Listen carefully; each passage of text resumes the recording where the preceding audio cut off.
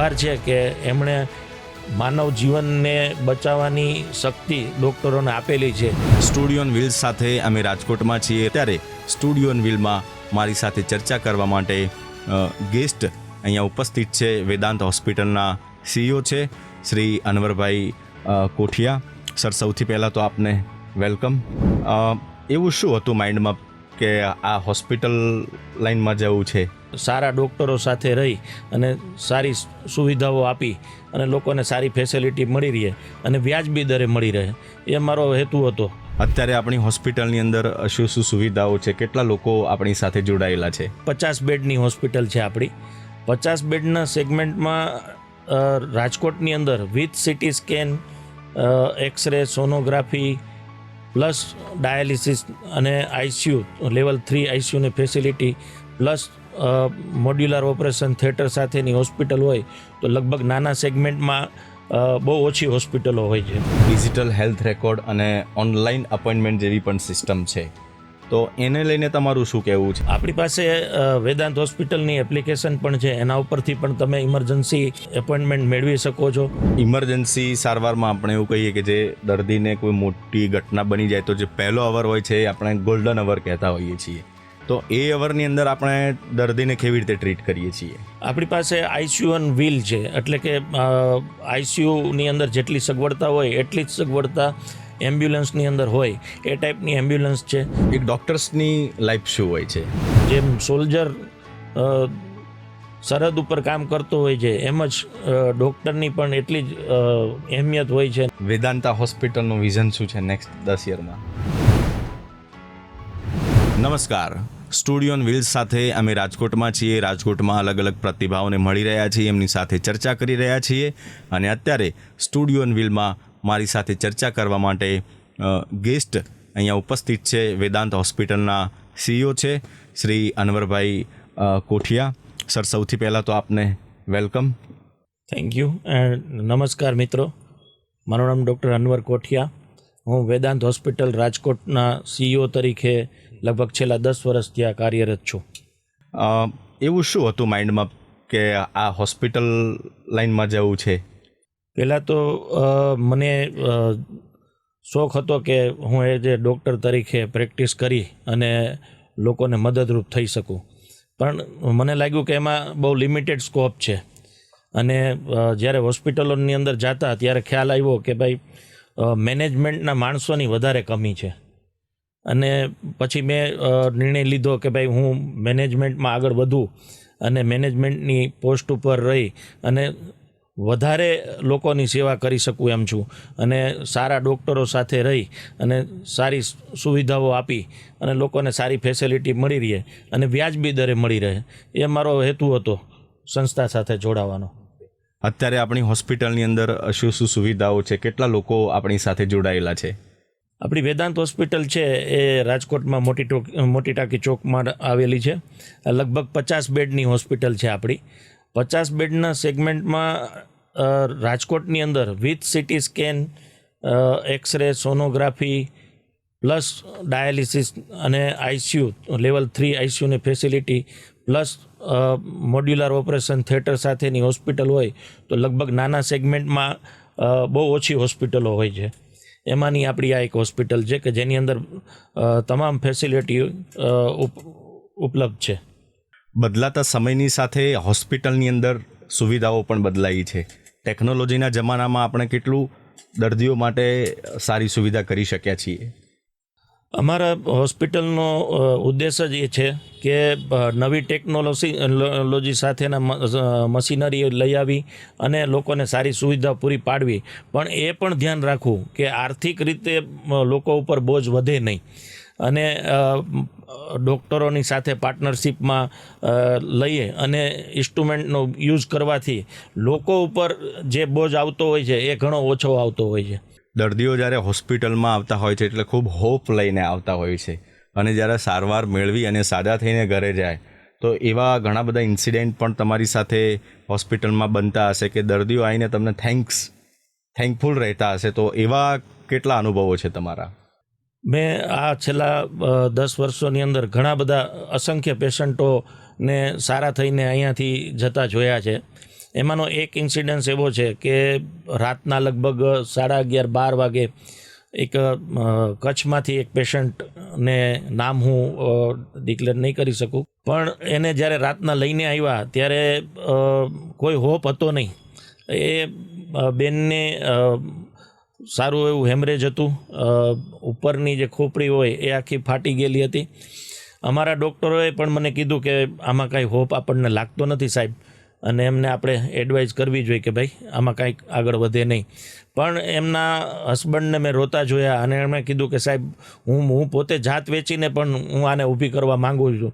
અને અમે લોકોએ ત્યારે તાત્કાલિક એમ કીધું કે ભાઈ આપણાથી બનતી મહેનત કરીએ આપણે, પછી ઉપરવાળાના હાથમાં છે. આજે એ બેન પોતે જાતે ચાલીને આવી શકે છે, ઘરનું કામ પણ કરી શકે છે, એટલી સારી પરિસ્થિતિમાં આવી ગયા. અને અમને ત્યારે એમ હતું કે ભાઈ આમાં અને ખર્ચો પણ બહુ મોટો હતો. અમે પછી એમને એવી પણ ફેસિલિટી આપી કે ભાઈ કાંઈ વાંધો નહીં, અત્યારે તમારી પાસે પૈસા નથી તો તમે થોડા કરી અને અમને આપશો તો અમને કાંઈ વાંધો નથી. આજની તારીખમાં એ અમને મહિને 10,000 થી 12,000 રૂપિયાનો હપ્તો કરી અને પૈસા ચૂકવી રહ્યા છે. તો આ એક અમારા માટે બહુ ઓલી હતી. અને અમે જ્યારે એમને ઘરે મોકલા ત્યારે શું હતું કે એમની પાસે એટલી કેપેસિટી નહોતી કે એ લોકો ઘરની અંદર મિની આઈસીયુ સેટઅપ કરી અને પેશન્ટને સાચવી શકે. તો ત્યારે અમે એવો ડિસિઝન લીધું કે એની 20 વર્ષની છોકરી હતી કે જેને અમે અહીંયા પ્રાઇમરી જે નર્સિંગ કહેવાય કે જેની અંદર પેશાબની નળીનું ધ્યાન રાખવું, ખોરાકની નળીનું ધ્યાન રાખવું, અહીંયા સ્ટેક્યોસ્ટોમી હોય તો એ સાફ કેવી રીતે કરવી, પેશન્ટને પોસ્ચર ચેન્જ કરવું, પડખા ફેરવવા કેવી રીતે, આ બધી વસ્તુ એને બેઠા કેવી રીતે કરવા, અને આરટી ફીડિંગ આપવાનું હોય તો કેવી રીતે આપવું, આ બધી ટ્રેનિંગ અમે એની છોકરીને આપી. અને 15 દિવસની અંદર એ છોકરી એટલી બધી સક્ષમ થઈ ગઈ કે અમને એમ થયું કે હવે આ પેશન્ટ સાચવી શકશે. ત્યારે અમે એને ઘરે ડિસ્ચાર્જ કર્યા અને એ છોકરીએ બહુ સરસ રીતે અમારી સાથે કોર્ડિનેટ કરી. અમને જ્યારે પણ જરૂર લાગતી ત્યારે એ વિડીયો કોલ કરતી અને અમે એને સમજાવતા કે હવે આવું કરવું જોઈએ, હવે આવું કરવું જોઈએ. આમ કરીને એના મમ્મીને લગભગ એને 4 મહિના સુધી સાચવા અને 4 મહિનામાં એ કમ્પ્લેટ રિકવરી એમણે મેળવી. તો આ એક અમારી ઓલી છે કે ભાઈ અમે પેશન્ટોને ફ્રેન્ડલી થઈ અને એના બજેટમાં અને એને કઈ રીતે અમે ઓછા ખર્ચે વધુ સારી સારવાર આપી શકી, એ અમારો મુખ્ય ઉદ્દેશ છે. અત્યારના સમયની અંદર ડૉક્ટર સાહેબ ડિજિટલ હેલ્થ રેકોર્ડ અને ઓનલાઈન અપોઇન્ટમેન્ટ જેવી પણ સિસ્ટમ છે, તો એને લઈને તમારું શું કહેવું છે? માની લો કોઈને બહુ ઇમરજન્સી હોય તો આપણી પાસે વેદાંત હોસ્પિટલની એપ્લિકેશન પણ છે, એના ઉપરથી પણ તમે ઇમરજન્સી એપોઇન્ટમેન્ટ મેળવી શકો છો. પ્લસ આપણી પોતાની વેબસાઇટ છે, એના ઉપરથી પણ તમે હોસ્પિટલની એપોઇન્ટમેન્ટ ડૉક્ટરોની મેળવી શકો છો. પ્લસ આપણી પાસે આપણો ડિજિટલ રેકોર્ડ રાખવા માટે પોતાનો સોફ્ટવેર છે કે જે સોફ્ટવેરને અમે એમ કહી શકીએ કે આપણે પેપરલેસ હોસ્પિટલ તરફ જઈ રહ્યા છીએ.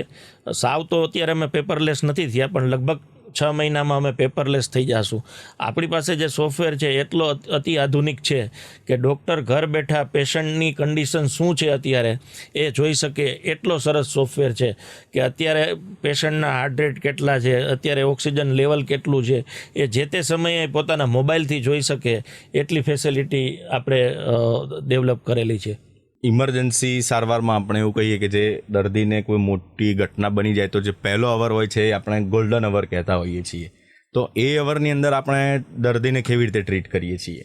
આપણી પાસે આઈસીયુ ઓન વ્હીલ છે, એટલે કે આઈસીયુની અંદર જેટલી સગવડતા હોય એટલી જ સગવડતા એમ્બ્યુલન્સની અંદર હોય એ ટાઈપની એમ્બ્યુલન્સ છે.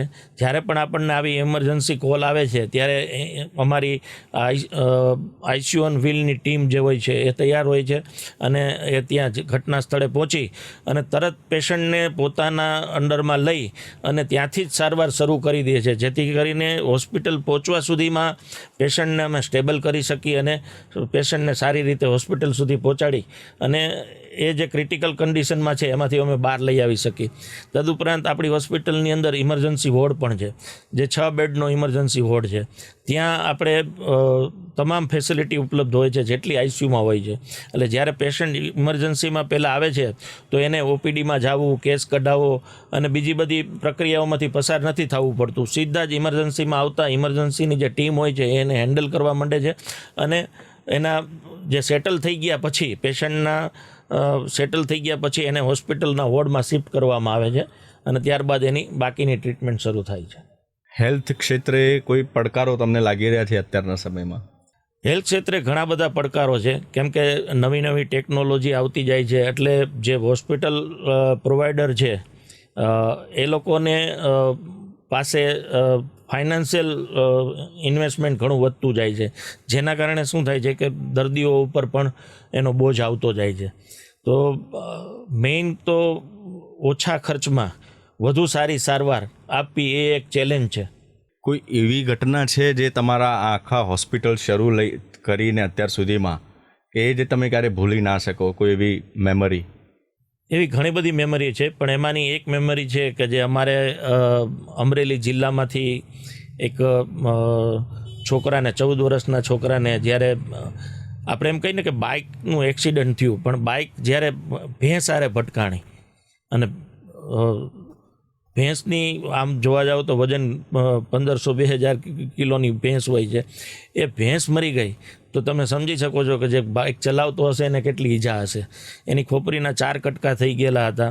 અહીંયા લઈ આવ્યા ત્યારે અમને કોઈ હોપ નહોતો અને અમે ત્યારે એ લોકોને કીધું હતું કે ભાઈ આ ઓન ટેબલ ડેથ સિચ્યુએશન છે, આપણે મહેનત કરી છીએ, તમે પ્રાર્થના કરો, અમે મહેનત કરી, આ બે ભેગું થશે, દવા અને દુઆ, અને જો કાંઈ ચમત્કાર થાય તો આ બચી શકશે. આજે એ છોકરો પોતાના મા બાપને કમાઈને દે છે, એટલી સારી કન્ડિશનમાં એ થઈ ગયું. તો આખી હોસ્પિટલને એ લોકોએ અમને પોતાના ત્યાં બોલાવ્યા, આખી હોસ્પિટલને સન્માન કર્યું, એ લોકોએ બધાનો આભાર માન્યો.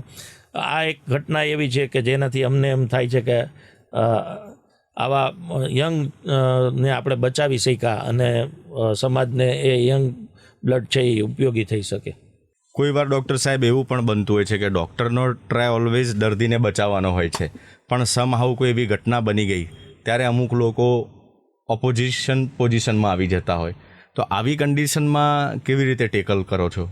આ છે ને સ્વાભાવિક વસ્તુ છે કે કોઈ પણ માણસ હોસ્પિટલની અંદર આવે એને પેટમાં દુખતું હોય એ એના માટે મોટી વસ્તુ હોય છે, માથું દુખતું હોય તો એ એના માટે ઇમરજન્સી જ હોય છે. અને લોકોને ડૉક્ટરો પાસે અપેક્ષાઓ ઘણી બધી હોય કે ભાઈ અમે જે ડૉક્ટર પાસે આવ્યા છે એ ડૉક્ટર અમને જલ્દીથી સારું અને સાજા કરી દે, એ માટેના એના અપેક્ષાઓ હોય છે. પણ ઘણી વખત કેવું હોય છે કે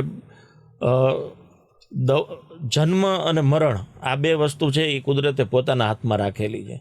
બાકીનો વચ્ચેનો જે પાર્ટ છે એમાં ડૉક્ટરનો રોલ છે કે ભાઈ અમારી પૂરી કોશિશ હોય કે અમે દર્દીને બચાવી શકીએ, પરંતુ સંજોગો, દર્દીની તાસીર અને દર્દીની રોગ સામે લડવાની જે શક્તિ હોય છે એ જ્યારે સાથ નથી આપતી ડૉક્ટરને, ત્યારે ડૉક્ટરના હાજર હોવા છતાં પણ કંઈ કરી શકતા નથી. એટલે મૃત્યુ છે એ ઓલવેજ ઉપરવાળાના હાથમાં છે, એમાં બહુ કાંઈ આપણે કરી શકતા નથી. પણ મારી એ પણ ઓલી રહેશે કે ડૉક્ટરોએ અને હોસ્પિટલે એ પૂરું ધ્યાન રાખવું જોઈએ કે ભાઈ પોતાની ભૂલ અથવા તો પોતાની નાની એવી અણસમજ અથવા તો બેદરકારીને કારણે કોઈ મૃત્યુ ન થાય એના માટેની જે પણ એક્શન લેવા પડે હોસ્પિટલે એ પોતાના સ્ટાફ અને પોતાના ડૉક્ટરો ઉપર લેવા જોઈએ, જેથી કરીને એવી એરર જે રહી જતી હોય એ એરરને આપણે મિનિમાઇઝ કરી શકીએ. આટલા સમયની અંદર તમે ઘણા પડકારો પણ જોયા હશે હોસ્પિટલની સાથે સાથે, જેમ કે કોવિડનો એક ટાઈમ પિરિયડ હતો, તો એ વખતની સ્થિતિ કેવી હતી? કોવિડ જોકે બહુ જ આપણા માટે એક ચેલેન્જિંગ હતું અને ત્યારે ઇવન અમે બધા પણ શરૂઆતમાં તો અમે પણ એવું નિર્ણય લીધો હતો કે ભાઈ આપણે આનાથી દૂર રહીએ જ વધારે સારું છે, કેમ કે આપણા ફેમિલીને આપણી સેફટી પહેલાં જોવી જોઈએ.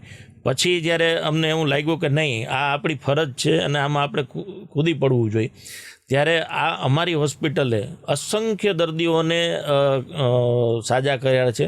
અને કોવિડમાં લોકો અમને એડવાન્સમાં પેમેન્ટ કરીને જતા હતા કે ભાઈ પૈસા રાખો, બેડ ખાલી થાય તો ફોન કરજો. આવી કન્ડિશન હતી. પણ છતાં પણ અમે અમારા જેટલા પણ પ્રયત્નો હતા, ગવર્મેન્ટના જે કાંઈ રૂલ્સ રેગ્યુલેશન હતા કે આટલાથી વધારે ન લેવા પૈસા, તો એ જ પ્રમાણે અમે સારવાર ચાલુ રાખેલી. એ અરસામાં અમે ગવર્મેન્ટ સાથે કોઓર્ડિનેટ કરી ત્યારે કલેક્ટર જે હતા એમણે અમને એક આપણે દૂધસાગર રોડ ઉપર હોસ્પિટલ છે જે વીમા હોસ્પિટલ તરીકે ઓળખાય છે, ત્યાં અમને એ લોકોએ કીધું કે તમે આ હોસ્પિટલ પણ અમને મેનેજ કરીને આપો. અને ત્યારે અમે એ લોકોની સાથે કોર્ડિનેશનમાં એ હોસ્પિટલ શરૂ કરેલી અને ત્યાં પણ અમે સક્સેસફુલી ઘણા બધા પેશન્ટોને સારવાર આપીને બચાવી શક્યા હતા. અહીંયા આપણે 50 બેડ હતા અને ત્યાં આપણા 100 બેડ હતા, એટલે ટોટલ આપણે 150 બેડ જોતા હતા એ વખતે. અત્યારે એક બીમારી છે ને કોમન છે, લોકોનું તણાવભર્યું જીવન. અત્યારનો સમય પણ એવો ચાલી રહ્યો છે. તો જે લોકો મોટાભાગના તણાવ અને ડિપ્રેશનમાં જીવે છે એમને તમે કંઈ સલાહ આપવી હોય તો શું આપશો? આજનો ટાઈમ જ એવો છે કે વ્યક્તિ તણાવભર્યા વાતાવરણમાં રહેતો હોય છે અને પોતે પણ એની અંદર આવી જાય છે. મારી એક જ સલાહ છે કે બને એટલો ટાઈમ કાઢી તમે તમારા પોતાના ઉપર ટાઈમ આપો, તમારા મિત્રો સાથે બેસો, તમારા ફેમિલી સાથે બેસો, વિધાઉટ મોબાઈલ. આજકાલ મોબાઈલ ફાસ્ટિંગ કરવું પણ બહુ જરૂરી છે. જો તમે મોબાઈલમાં, હું પણ પોતે આ વસ્તુનો પ્રયોગ કરું છું કે ભાઈ અઠવાડિયા માટે આપણે સોશિયલ મીડિયાની બધી એપ મોબાઈલમાંથી કાઢી નાખી, એક અઠવાડિયું આપણે વગર વિધાઉટ એપ કોઈ પણ સોશિયલ મીડિયા, ફેસબુક, ઇન્સ્ટાગ્રામ કે વોટ્સઅપ એ બંધ કરી અને એક અઠવાડિયું આપણે ટ્રાય કરી કે આપણા ફેમિલી સાથે, આપણા ફ્રેન્ડ સાથે ઇન પર્સન કોન્ટેક્ટમાં આવી અને એમની સાથે સમય પસાર કરી, જેથી કરીને આપણો જે તણાવ છે એ બને તેટલો આપણે ઓછો કરી શકીએ. વગર તણાવ તમે કોઈ પણ કાર્ય કરી શકશો એવું બનશે નહીં, કેમ કે આજકાલ જ્યાં છો એ પોઝિશન ઉપર રહેવા માટે પણ તમારે દોડવું પડે એમ છે. અત્યારે સાહેબ ધારો કે કોઈ સામાન્ય માણસ હોય, ડૉક્ટર દવા લખી દે અને એ મેડિકલમાં જાય છે, દવા લઈ આવે છે, એક ડૉક્ટરના વિશ્વાસથી મેડિસિન લેતા હોય છે. ઘણા લોકો એવા હોય કે એમને ના ખબર હોય કે આ કઈ મેડિસિન છે, શું છે. તો જે મેડિસિન લઈને જાય છે એની ક્વોલિટી સારી છે કે નથી, કોઈ સારી બ્રાન્ડ છે કે, તો એ બધી શું ધ્યાન રાખવું જોઈએ લોકોએ?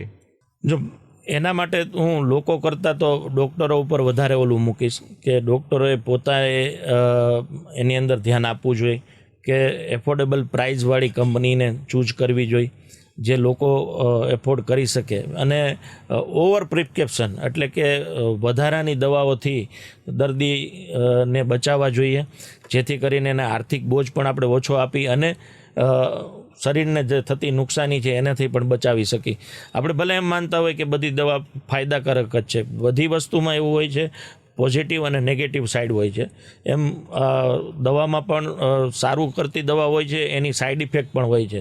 તો ઓવર પ્રિસ્ક્રિપ્શન એટલે કે વધારાની દવાઓથી આપણે બચી શકીએ અને મિનિમમ દવાના ડોઝથી અથવા તો મિનિમમ દવાથી આપણે દર્દીને કઈ રીતે સાજા કરી શકીએ.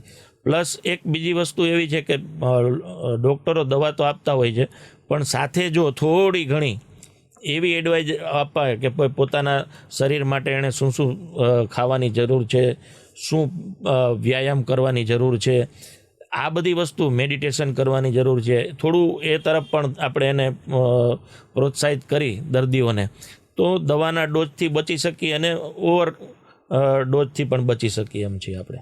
આપ તો ડૉક્ટર્સ સાથે ખૂબ રહો છો, તો એક ડૉક્ટર્સની લાઈફ શું હોય છે? આમ જોવા જાય તો ડૉક્ટર એમ કહેવાય છે કે 24/7 આપણે તમે કોઈ પણ બીજા ક્ષેત્રની અંદર જાશો તો ક્યાંય પણ એવું નહીં હોય કે 25/7 એક ડૉક્ટર અને એક પોલીસ, આ બે વ્યક્તિઓ છે કે જે 24/7 કામ કરતા હોય છે. ઘણી વખત અમારા પોતાના પ્રસંગો હોય છે, એ પ્રસંગોમાં પણ હાજરી નથી આપી શકતા હોતા અને હોસ્પિટલમાં પોતાના પેશન્ટને એટેન્ડ કરવા હોય છે. પણ એ ઉપરવાળાનો આભાર છે કે એમણે માનવ જીવનને બચાવવાની શક્તિ ડૉક્ટરોને આપેલી છે અને એ શક્તિનો ઉપયોગ એમણે પોતાના ફેમિલીને ડિસ્ટર્બ કરીને પણ અને પોતાના શોખોને પણ એક બાજુ રાખીને એના ઉપર પહેલી પ્રાયોરિટી આપતા હોય છે ડૉક્ટરો. તો એ ખરી એમને આ તકે આપણે એમને સરાહના કરવી જોઈએ. કે આ ડૉક્ટર્સની જે સંઘર્ષ કહાની હોય છે ને એ જલ્દી લોકો સુધી નથી પહોંચતી. એ છે આમ લોકોને એનીથી બહુ ઓલું હોતું નથી, ટચમાં હોતા નથી. પણ જે લોકો જૂના પેશન્ટ હોય છે, જે વર્ષોથી ડૉક્ટરને મળતા હોય છે, એ લોકોને ખ્યાલ હોય છે. એ લોકો ઘણી વખત ડૉક્ટરોને પૂછતા પણ હોય છે કે સાહેબ અમારે તમને ફોન કરવો તો કયા ટાઈમે કરીએ અમે કયા ટાઈમે તમને મળવા આવી શકીએ. તો એ લોકોને ધીરે ધીરે ખ્યાલ આવતો જતો હોય છે. પણ એક જેમ સોલ્જર સરહદ ઉપર કામ કરતો હોય છે એમ જ ડૉક્ટરની પણ એટલી જ અહેમિયત હોય છે અને એટલી જ સારી રીતે એને પણ સંસારમાં રહી પોતાના ફેમિલી અને સમાજની સાથે રહીને પણ આ કામને અંજામ આપવો પડતો હોય છે. એક લાસ્ટ ક્વેશ્ચન આપને પૂછું, વેદાંતા હોસ્પિટલનું વિઝન શું છે નેક્સ્ટ 10 યરમાં? આપણે અત્યારે જે 50 બેડની હોસ્પિટલ છે એને અમે ટૂંક સમયમાં જ બાજુની લેન્ડ અમે પરચેસ કરી લીધેલી છે અને એના ઉપર અમે વધારે આનાથી વિશાળ હોસ્પિટલ લગભગ 100 બેડ સુધી પહોંચવાની અમારી કોશિશ છે. અને અત્યારે અમે જે એફોર્ડેબલ પ્રાઇસમાં સેવા આપી રહ્યા છીએ, દાખલા તરીકે તમને હું કહું કે અમારી હોસ્પિટલની અંદર દર્દીને જમવા માટેની તમામ સુવિધાઓ ફ્રી છે. અમે દર્દીને સવારનો નાસ્તો, બપોરનું જમવાનું, સાંજનું જમવાનું, વચ્ચે દૂધ, ફ્રૂટ, જ્યુસ, આ બધી જ ફેસિલિટી અમારી દર્દીઓને ફ્રી છે. તો સેમ વસ્તુ અમે જ્યારે મોટી હોસ્પિટલ કરશું, ભલે અમારું ઇન્વેસ્ટમેન્ટ બીજું આવશે, પણ છતાં પણ અમે આ જ અત્યારના જ ચાર્જની અંદર અને એફોર્ડેબલ પ્રાઇસની અંદર જ અમે દર્દીને સેવા આપી શકી. અને વિથ નવી ટેકનોલોજી, તો એ અમારા મોટો ઓલું છે કે અમે અમારા જે મિશન અને વિઝન છે એને એ સ્ટેટમેન્ટની અંદર પણ અમે આ વસ્તુને પ્રાધાન્ય આપેલું છે. થેન્ક્સ અ લોટ અનવરભાઈ, આપ મારી સાથે જોડાયા અને આપનું જે ડ્રીમ છે એ પણ પૂરું થાય અને એની સાથે સાથે આ જ રીતે આપ જેમ સામાજિક કાર્યો પણ કરો છો, જે સેવા પણ કરો છો, એ જ સેવાનો ભાવ લઈ અને આપ આગળ ચાલો એવી ઈશ્વરને પ્રાર્થના. Again thanks for your valuable time. Thank you Gujarat first team અને આપણે જે સ્ટુડિયો કરેલ છે અને બહુ સારી વસ્તુ છે અને આ વસ્તુને બહુ સરાહનીય વસ્તુ છે અને હું આ ટીમનો ખૂબ ખૂબ આભાર માનું છું. Thank you.